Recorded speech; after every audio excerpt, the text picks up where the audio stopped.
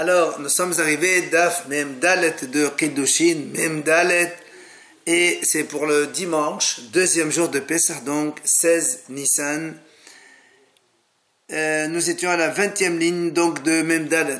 Alors, nous avons vu déjà dans la Mishnah précédemment que une jeune fille, elle reçoit son guet, elle ou son père, et Rabbi Yehuda dit non, il n'y a que son père seulement.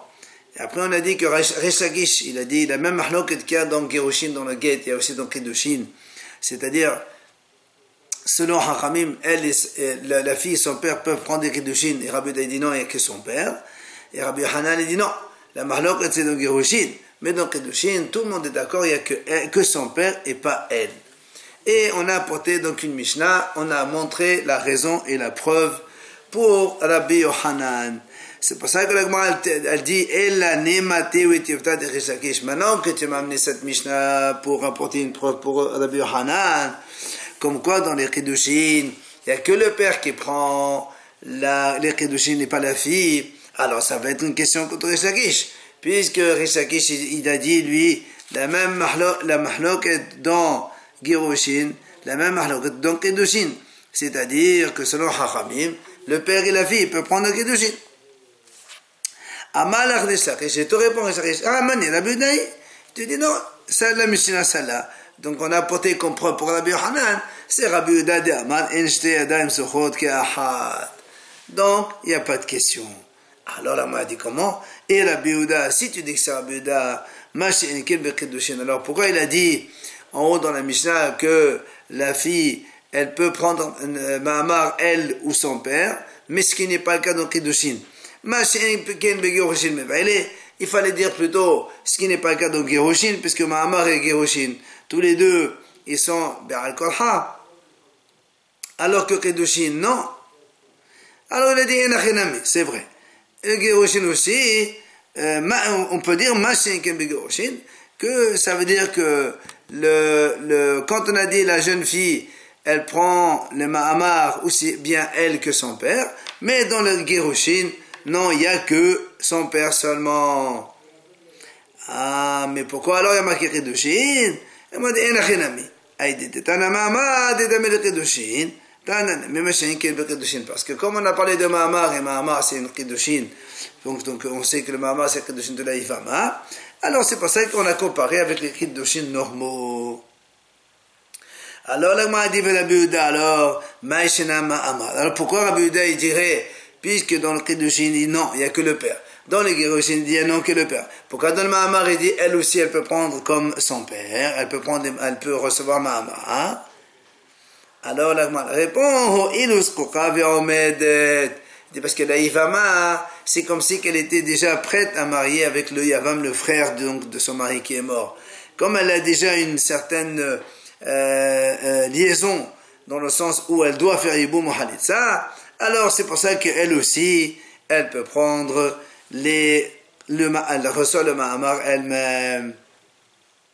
Alors la Gemara dit, maintenant que tu me réponds comme ça, Rabbi Yohanan Amila, quand on a posé la question à Rabbi Yohanan, quand Rabbi Yohanan il a dit la raison pourquoi dans les Gerushin, elle ou son père, ils peuvent recevoir la guette, on a répondu parce que elle va entrer chez son père, donc tous les deux, ils peuvent prendre le guette, mais le Kiddushin qu'elle va sortir de son père, il n'y a que le père seulement et pas elle. Tu m'as posé la question alors pourquoi dans Mahamar, elle aussi, elle sort, et pourtant, elle, aussi bien elle que son père, ils peuvent prendre le Mahamar. On aurait pu répondre tout simplement, et le Skhokha va mettre la même réponse. La Gemara continue, c'est marqué dans la Mishnah, Ha'ish mekadeshet beto kishehenara bo'o vishloho. Donc un homme, il peut être mekadesh sa fille, donc quand elle est nahara, donc le père, il peut être mekadesh sa fille quand elle est nahara, aussi bien lui-même, ou bien il envoie un shaliach. Alors là, on a dit, si on dit lui et son shaliach, machma que la fille ou son shaliach, on n'a pas le droit. Donc encore de nouveau, que la fille, elle ne peut pas prendre ses Kiddushin. Alors que Reish Lakish a dit la même halakha que dans Gerushin, elle existe dans Kiddushin, et Hachamim serait d'accord que la fille, elle prend ses Kiddushin. Et là, on voit que non. Amalach Reish Lakish haname Rabbi Yehuda hi. Reish Lakish, tu dis non, c'est pas une question. C'est là-bas aussi cette Mishnah, c'est Rabbi Yehuda. Alors la m'a dit comment? Au même à cette moment là, comment tu peux dire que c'est Rabbi Yehuda? Pourtant, là-bas dans la suite de la Mishnah, on a dit si un homme il dit à une femme, et tu es mekodeshet avec cette date, et tu es mekodeshet avec cette date, il rajoute encore une et deux, donc deux ou trois, plusieurs dates. Il dit, on a dit là-bas, si l'une des dates, Yashavi Prota, ça marche, sinon, on ne peut pas associer les dates entre elles. Pourquoi? Parce que à chaque fois, il a dit Hitkachili. Comme il a divisé le mot Hitkachili pour chaque date, il faut qu'il ait dans chaque date Kedushin. Alors là-bas, l'agma a dit qui est l'auteur qui a dit que quand on met un mot Hitkachili dans chaque date, ça divise.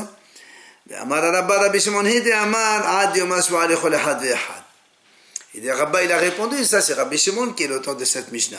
Parce que Rabbi Shimon, lui, il dit, quand, imaginez un homme, il y a 5 messieurs, ils viennent ils lui disent, voilà, tu nous dois maintenant maner 100 euros. Et lui, il dit non. Il dit aux 5 non. Et alors là-bas, justement, moi, elle rapporte donc tout de suite après, Rabbi Shimon, il dit, quand est-ce que, s'il a nié, il doit apporter un korban à chaque fois, il faut qu'il y ait dit shua pour toi que je te dois pas, et chaque fois il répète le mot shua, c'est là où ça divise, et donc il doit apporter des corbanotes distingués. Donc tu vois bien que l'auteur de celui qui a dit hitkachi, c'est le même, c'est Rabbi Shimon. Alors comment tu me dis maintenant c'est l'auteur, c'est Rabbi Yehuda, cette Mishnah c'est pas Rabbi Yehuda, c'est Rabbi Shimon. Ici maintenant tu me dis, tu sais quoi, c'est Rabbi Yehuda, mais dans ce cas-là, Rabbi Yehuda, il pense comme Rabbi Shimon. Alors il m'a dit, même ça aussi ça marche pas. Pourquoi?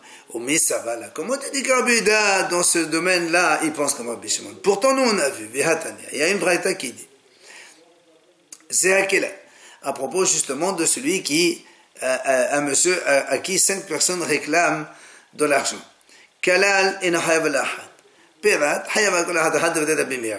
Rabbi Meir dit, s'il a englobé, d'accord, quand il a englobé, donc il a juré pour tout le monde, alors il est hayav une seule.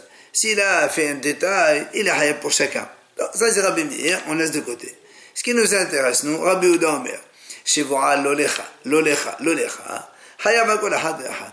Rabbi Yehuda dit comme ça, s'il dit Shivo'a, pas pour toi, et je ne dois pas à toi, et je ne dois pas à toi, il a dit le mot shvoa une seule fois, au début, il est hayab pour chacun.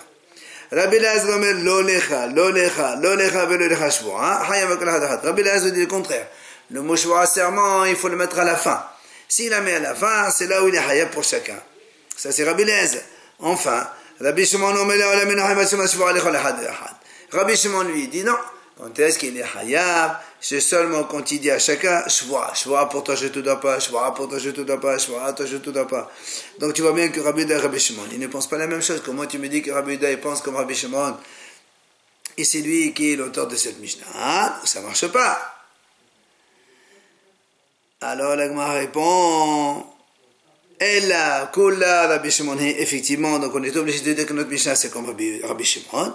Ou Bishlihut, ça va là que Rabbi Yehuda. Et dans le Hanyan de la Shlihut, que seulement son père et pas elle, ils peuvent prendre donc être Mekadeshet, ils pensent comme Rabbi Yehuda. L'Agmara le ramène ici, Ravasi, Lo'a Levi Midrasha. Ravasi, il n'est pas allé au Beth Midrash. Ashkehel Rabbi Zera. Il a trouvé Rabbi Zera. Amali, Mayamo Ha'edna Bi Midrasha. Qu'est-ce qu'ils ont dit dans le Beth Midrash? Amali Afanalai. Il dit, moi aussi, je n'ai pas été. Mais il lui a dit, Rabbi Avin Huda'i. Il y a Rabbi Avin, il est allé au Beth Midrash, oui. Et il a dit, Habdouta Kula ke Rabbi Yohanan. Besabah de Shaqish, Kichlouchia Beyasa Behaïta, Belekadesh Garbe. Il lui dit, tu sais, tous les Hachamim se sont joints à l'idée de Rabbi Yohanan. Comme quoi, dans les Gittin, elle ou son père, ils peuvent prendre. Mais dans le Kiddushin, tout le monde est d'accord, il n'y a que son père qui prend le Kiddushin pour elle. Et Rishakish, il n'arrête pas de crier, il dit non, Yamaki Bias'a Vihaïta. Comme la Torah l'a comparé, les Girushin Bias'a, elle sort, c'est le divorce. Vihaïta, c'est le Kiddushin. Donc, il faut que ce soit la même chose. Mais, Velekadesh Garbe, en vérité, personne n'a tenu compte, et donc ils sont restés comme ça.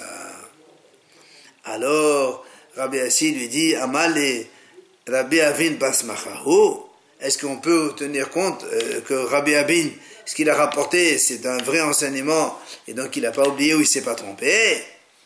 Amal il a dit oui, qui minyama les techniques. Les techniques, il a dit en fait, c'est l'image du dîner comme si quelqu'un il a pêché un poisson et il y avait la poêle déjà, elle est toute prête pour frire le poisson dessus. Ça veut dire qu'il n'a pas eu le temps d'oublier entre-temps. Amar Rab Nachman bar Ishaq. Il vient Rab Nachman bar Ishaq. Il dit, Ana lo Rabbi Avin be Rabbi Hiya, velo Rabbi Avin bar Kahana, ella Rabbi Avin stam. Il dit, moi j'ai entendu, c'est pas Rabbi Avin be Rabbi Hiya, ni Rabbi Avin bar Kahana, mais c'est Rabbi Avin tout seul. Il m'a dit, qu'est-ce qu'on gagne donc cela? Et bien tout simplement, et bien les m'a d'aider pour ne pas objecter l'un contre l'autre. Bah, amener Rava mais Rab Nachman. Donc, moi, je ramène ici une question que Rava il a posée à Rab Nachman. Il lui dit, Na'ara, ma hu sheta'ase shaliyah leqabel gita miyad ba'laha. Est-ce qu'une jeune fille, elle peut faire un shaliyah pour recevoir le guet de son mari? Puisque nous, on est selon le hachamim, comme quoi, la fille, elle reçoit son guet, elle ou son père. Pas comme Rabbi Yehuda, il a dit que son père seulement. Donc, quand on dit que c'est la fille et le père, tous les deux, peuvent recevoir la guette. Question, est-ce qu'elle peut faire un shaliach ou pas? Pourquoi on pose la question? On a dit, est-ce que la fille, on la compare à la main de son père, comme si c'était son père? Ou bien, c'est comme la cour de son père. C'est quoi la différence? Si on dit, comme la main de son père, c'est-à-dire un prolongement de son père, et donc, de la même façon que le père il peut faire un shaliach pour recevoir le guet de sa fille, alors la fille aussi elle va pouvoir faire un shaliach pour recevoir son guet. Ou dilma, ou bien l'autre hypothèse, dilma kahasala vehadamia, comme la cour de son père elle est comparée cette fille. Et donc, et donc tant que le guet n'est pas dans sa main, donc chez elle, eh bien, elle n'est pas divorcée. Ça veut dire donc qu'elle ne peut pas faire un shaliach. Voilà donc les deux facettes de la question. Ça, c'est Rava qui a posé à Rab Nachman. C'est ça, à Rab Nachman. Bien, la Gemara dit, comment? Comment Rava il peut se poser cette question? Alors que lui-même, il a donné la réponse ailleurs. Où ça? Veha amar Rava. Katav get, untanu biyad avda yashin. Si un homme il écrit un guet, il le donne à un esclave de la femme. Et l'esclave il dormait, mais la femme elle le gardait. Alors dit ça c'est guet, c'est compté comme guet. Pourquoi quand l'esclave dort, ça s'appelle comme hased mishtameret puisque c'est la femme qui le garde et c'est bon.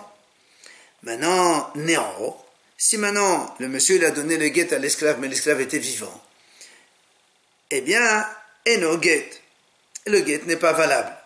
Elle m'a dit pourquoi? Pourquoi il n'est pas valable quand l'esclave est réveillé? Ils disent tout simplement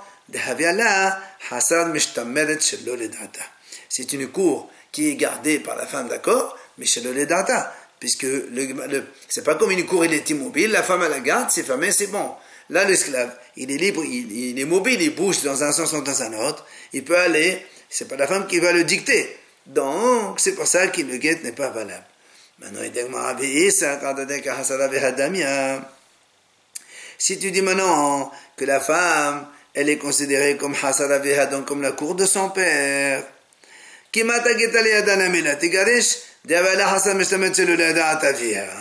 dans ces cas-là, même si la femme elle a le guet dans sa main, puisqu'elle est la cour de son père, eh bien on vient de dire maintenant qu'une cour qui est gardée, mais ça s'appelle l'omishtameret parce que c'est l'oledata, hein, puisque elle peut bouger par rapport à son père. Dans ces cas-là, le hasem mishtamet sur le data, le guet n'est pas valable. Donc, tu es obligé de dire selon Rava, elle allait en la pshita de chiyadave adamia.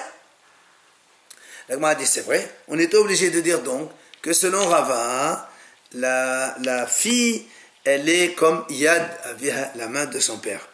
Ah, c'est quoi alors question qu'il pose? Il dit, mais en fait, voilà quelle était la question de Rava. Mi alima qui a davé haleshavia ihishaliah ola. Il dit, est-ce que c'est vrai? Donc disons, donc la réponse c'est que la fille, elle est comme la main de son père. Seulement la question est, est-ce qu'elle a aussi le pouvoir de faire un shaliah comme son père ou non? Amalé, il lui répond Rav Nachman, il lui dit, et non, ça shaliah. Il dit non, la fille, elle ne peut pas faire shaliah pour recevoir son guet. Alors, Etévé, l'Agma a posé une question, elle objecte. Comment? Pourtant, on a vu que Tana she'amra hitkabel ligiti. Eno get acheagia get leada. Une fille petite, elle dit un shaliah va recevoir mon guet pour moi. On a dit là-bas, le guet n'est pas valable tant qu'il n'est pas dans les mains de la petite fille. Parce qu'elle est petite, elle ne peut pas faire ce shaliah. Mashma, l'Agma dit hana'ara, des guet. Donc, mais si c'est une fille normale, une fille de 12 ans qui est Nahara, donc elle peut faire un shaliah. Sinon, pourquoi la Télégrama elle parle que de la petite? Machma que Nahara, elle peut faire un shaliah. Question, objection contre la réponse de Rav Nachman qui a dit que la fille, elle ne peut pas faire shaliah. La Gemara répond à Chabé Ma'asnanon b'she'en la av. La Gemara dit non, tu sais là-bas pourquoi on a dit elle peut faire shaliah? Parce qu'on parle que le cas où la fille n'a pas de père. Donc, c'est pas ça qu'elle peut faire un shaliah. La Gemara dit non, c'est pas possible de répondre comme ça. Parce que dans la sefa de cette braïta, on a vu, dans la sefa de la Mishnah, Im Amar Aviha, si son père il lui dit, c'est Kabel Get Liveti, va prendre un guet pour ma fille. Donc il envoie un shaliah. Im la sahaba ala la hazod bolo la hazod. Si maintenant le mari, quand il a donné déjà le guet au shaliah, il peut plus revenir. Donc, si on parle que le père, il a dit au shaliah, mais qu'il a le dé de shabediyasha amasnenan, donc tu vois bien qu'on parle dans la Récha aussi que le père, il est là. Donc, de nouveau, comme Rav Nachman, il dit qu'une fille ne peut pas faire un shaliah, alors qu'on a dans la Mishnah, on prouve que la fille jeune, Nahara, elle peut faire un shaliah. Alors, la Gemara répond, en vérité, il manque un morceau dans la Mishnah. Voilà comment il faut corriger. Il faut dire comme ça.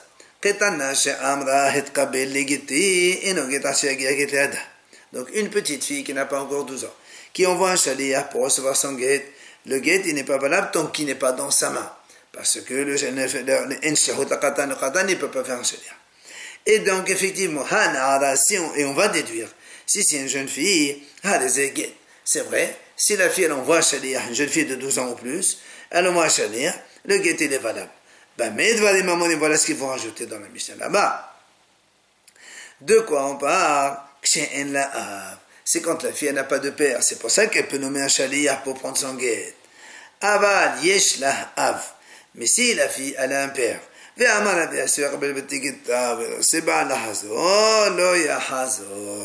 donc si maintenant elle a la fille elle a un père, et c'est le père qui a dit au shaliah va prendre le guet de ma fille, à partir de cela, lorsque le mari lui a donné le guet au shaliah, le mari ne peut plus revenir.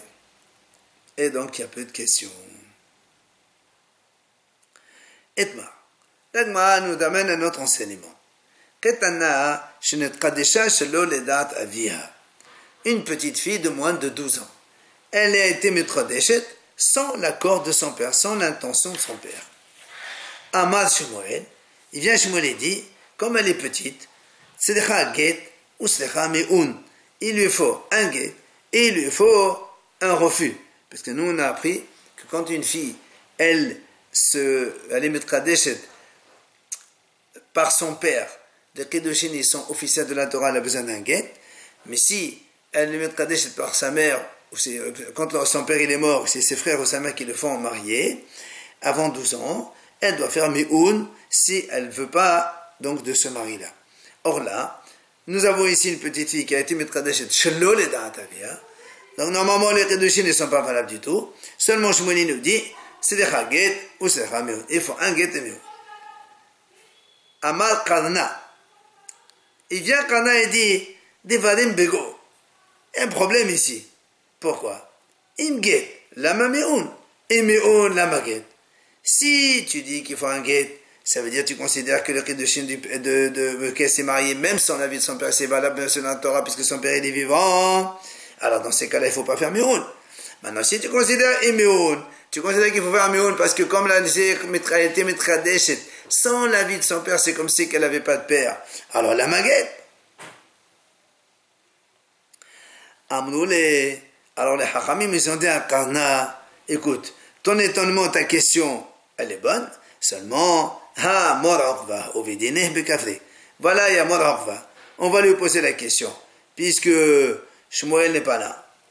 Alors, l'Agma raconte, Apro, Shadrone Kamederav. Ils ont inversé les deux avis.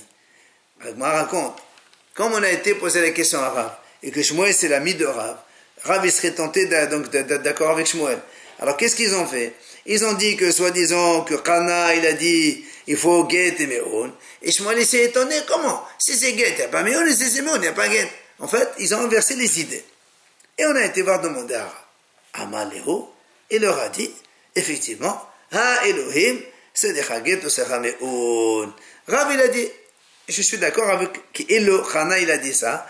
Évidemment, cette fille-là qui a été mariée sans l'avis de son père, quand elle est petite, il lui faut un guet et il lui faut un refus. Et il a rajouté,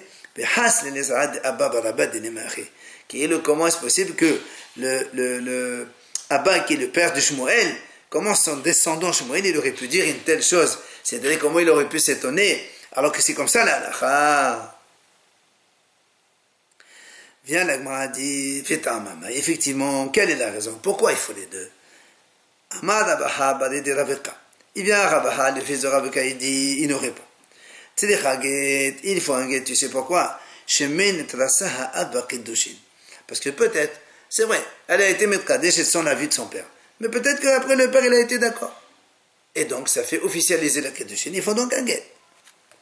Maintenant, c'est les Chaméoun aussi. Pourquoi il faut qu'elle refuse? Peut-être que le père n'était pas d'accord avec ça. Et ici on la sort sans rien, avec un guet. Ici on la sort avec un guet et qu'on ne fait pas de méoum. Les gens ils vont croire que si elle sort avec un guet, ça veut dire qu'elle a été divorcée. Et imagine maintenant il va lui prendre sa sœur, il fait Mekadesh sa sœur. Nous, on va croire que le Kiddushin, c'est pas bon, puisqu'il a donné le guet à sa sœur déjà la première. Or, en réalité, les Kiddushin de la première, ils sont en doute, alors que les Kiddushin de la deuxième, ils sont vrais. Alors, on va laisser partir cette femme, cette sœur, la deuxième sœur, sans rien, alors qu'elle est Ishitish. C'est pour ça qu'on fait Méon, comme ça on montre à tout le monde que ce Kiddushin-là qu'il a fait le premier, ils sont donc pas tout à fait normaux. Voilà pourquoi donc Shmuel il a dit il faut un guet et il faut un méoun. Amar Rav Nachman, dehu sheshedecho. Rav Nachman il dit quand est-ce qu'on a dit que la fille petite que Shmuel il a dit qui a été Metkadesh sans l'avis de son père, il faut les deux seulement quand il y a eu Shidduchin, c'est-à-dire le père il a parlé de ça avec le fils avant. Et donc, après, elle est partie sur Metradesh et toute seule sans lui. C'est là on dit il faut les deux. La Gemara ramène ici. Oula, il n'est pas d'accord avec Shmuel. Il a dit ce cas de la petite, qui a été Metradesh et sans l'aval de son père, Afelo Me'on et Nasrecha. Même Me'on, elle n'a pas besoin. C'est rien, c'est Kiddushin qui ne valent rien du tout. Alors la Gemara dit comment? Même si, on vient de dire maintenant le père qui a parlé de marier avec ce monsieur, après tu vas me dire, elle lui a été Metradesh et sans son avis, tu vas me dire que c'est rien du tout. Oh. Alors la Gemara dit, c'est-à-dire celui qui a dit, le premier, qui a la mahlok dans Ola et Shmuel, comme quoi, donc Ola il dit, il n'y a pas besoin de Méoun, et Shmuel il a dit, il faut les deux. Et c'est pas lui qui a dit, dans le cas, à condition qu'il a eu Shidduchin auparavant. Sinon, effectivement, ça ne marche pas. C'est-à-dire que si on dit qu'il n'y a pas eu de Shidduchin, si on dit qu'il n'y a pas eu de Shidduchin, c'est là où Shmuel il a dit on craint, il faut les deux, et Allah a dit non. Mais si il y a eu Shidduchin, il est évident qu'Allah aussi il est d'accord qu'il faut Get, il faut Me'oun.